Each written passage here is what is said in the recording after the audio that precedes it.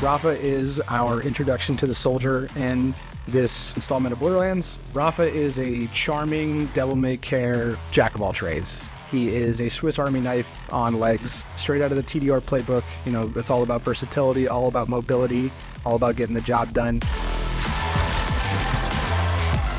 Call me Rafa, sir.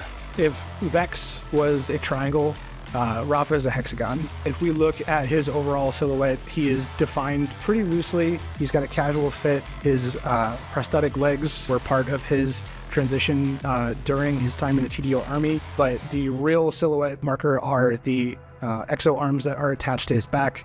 As he's got, you know, the blades out, they kind of form this nice hard angle up at the sides, whether it's up above him or off on the side. Like, it really is this extension to provide some negative space between him and the environment. Rafa's personality is very outgoing. He has an ego to him. Within those effects, we wanted to portray that by giving out a lot of very large explosive effects. You know, the effects are bombastic. They're over the top, with large explosion, large action skill, bright lights, bright emissives, things that feel powerful. We want the player to feel powerful all the time, and especially with Rafa, with the large ego.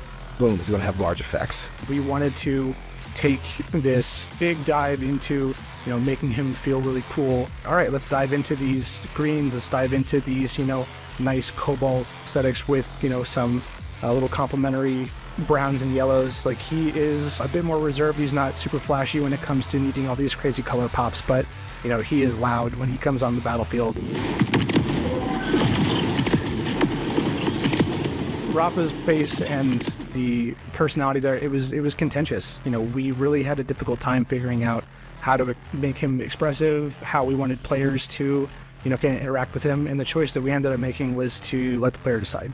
We gave them an option to start the game either with the mask on or with the mask off. Yeah, his initial presentation is with the mask and the hood. It's very impactful, it's very cool, but as soon as the game starts, you can take that off, really buy into, all the jokes about his charming smile, and make sure that that's, reflected and that you can see him as a person as well. Rafa's design is a juxtaposition between this military and this kind of world after his service, kind of seeing these hexagonal shapes. He's very well rounded, very well proportioned in terms of the balance on his kit. He can jump, slide, glide, all of the above with relative ease, and nothing's going to slow him down.